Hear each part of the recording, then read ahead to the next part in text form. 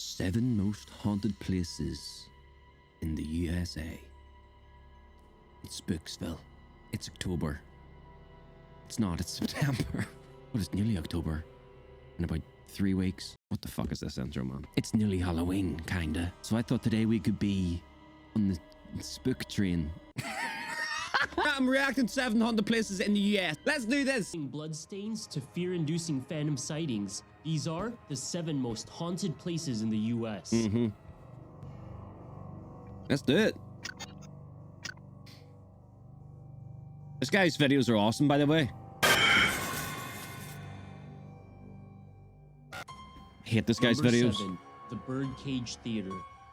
From 1881 until 1889, the Birdcage Theater was used not only as a theater, but also as a brothel and gambling parlor in Tombstone, Arizona. This was a place where miners occupying the town during the late 19th century's silver boom could gamble, buy beer and sex, and watch masquerade balls. The place had a legendary reputation. Fights would often break out.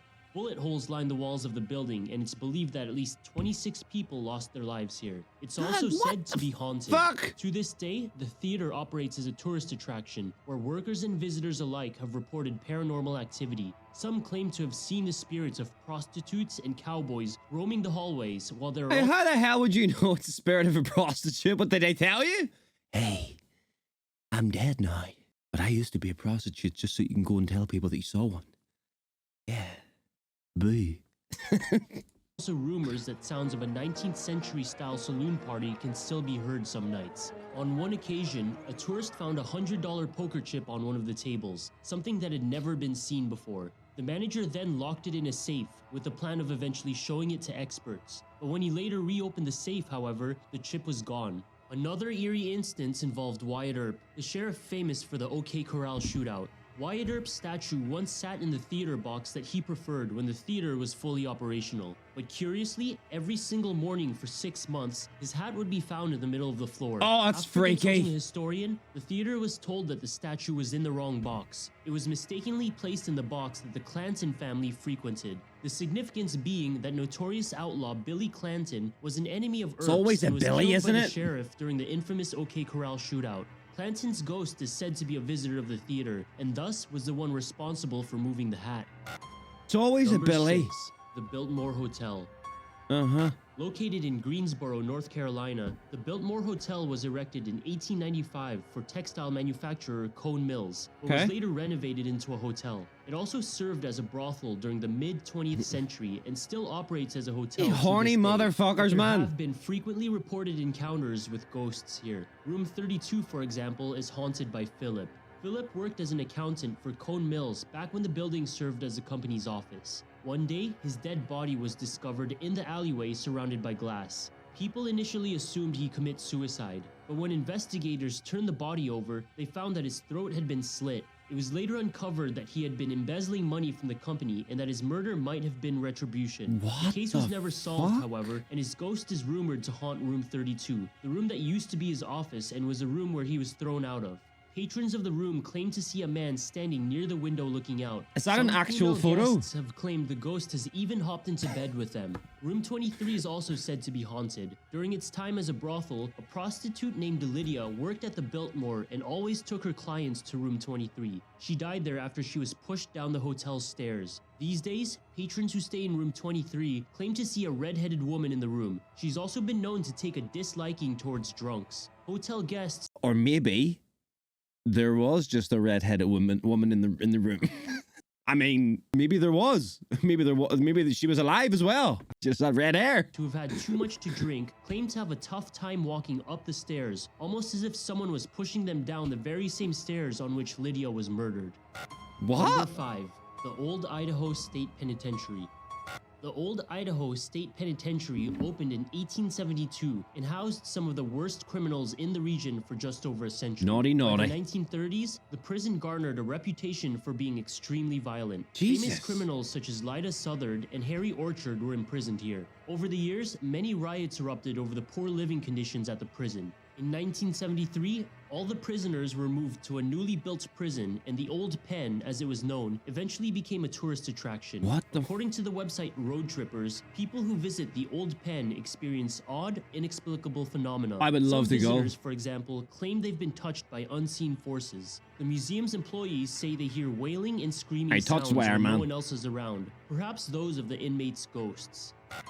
Number 4. Hey. The Villisa Axe Murder House. June 10th, 1912. The Moore family and 2 friends are found dead in their home in Villisa, Iowa. Though the crime was never solved, it was determined... Is this... No, I'm thinking of the Amityville horror. They were bludgeoned to death. The killer apparently hid in the family's attic and waited for an opportunity to kill them. Josiah and Sarah Moore were hacked to death along with their 4 children and 2 of the children's friends. What? There were many suspects to the crime, 2 of which were Andrew Sawyer and William Mansfield. But no one was ever charged, as Mansfield was able to produce an alibi and walk away freely, while Andy Sawyer was reported to behave strangely after the murders, but was still never convicted. The house where the murders took place is now believed to be haunted. A family that later occupied the house claims to... There's no way they've turned this into a fucking tourist attraction. Where a family of 6 plus 2 other children were bludgeoned to death with an axe. This is now a tourist for somebody. Okay, man. Hey, I'm not judging, bro. You make a bag, man. But fuck me. Have seen the shadow of an axe-wielding man. The same family also reported seeing blood-filled shoes that mysteriously moved and often came home to find their clothes thrown out of their drawers. The father claimed to be sharpening a knife when suddenly, the knife seemed to take a life of its own and stabbed him. Their children would often wake up in the middle of the night to the sound of other children crying. When ghost hunters visited the house, they claimed hearing a man saying, "I killed 6 kids," What? through their EVP detector, or electronic voice phenomenon detector. After asking who killed the kids, the same EVP replied with Andy. As stated earlier, Andy Sawyer was one of the main suspects behind the murders. What Number the 3, fuck? Myrtle's Plantation. Hey guys, if you're enjoying this type of content, you'd like me to check out more haunted stuffs to do with the Americas, let me know below, okay? American lawyer David Bradford was known mainly for his part in the Whiskey Rebellion of the late 18th century. In 1796, he built a home in Louisiana that still remains a historic landmark to this day. The house, which was built on Bradford's plantation, became known as Myrtle's Plantation. Beautiful. The slaves who worked it were sold several times over the years as the property changed hands. It's reported that up to 10 murders occurred on these grounds. Additionally, the site was built on a Tunica Indian burial ground. Thus, the house has been declared one of America's most haunted. One of the 12 ghosts who supposedly haunts the grounds is William Winter, an attorney who lived on the plantation from 1865 till 1871. When he was attacked by a stranger for unknown reasons, he retreated inside to safety. In an attempt to run upstairs, Winter died on the 17th step. Visitors say they can still hear his dying footsteps. Additionally, a man named Clark Woodruff supposedly kept a slave named Chloe. According to legend, she poisoned Woodruff's wife and daughters and was eventually hanged. When someone dies, it's a custom for their mirrors to be covered. The victims' mirrors, however, were not, and some say their spirits are still trapped inside. When Union soldiers ransacked the house during the Civil War, 3 of the soldiers were killed inside the house. A blood stain the size of a human body has never been able to be removed, and according to reports, cleaners have been unable to push a mop into the area to clean it. I'd say that's probably just rot. You ever think it might just be the wood rotten? Like it was already rotten underneath before he was even there?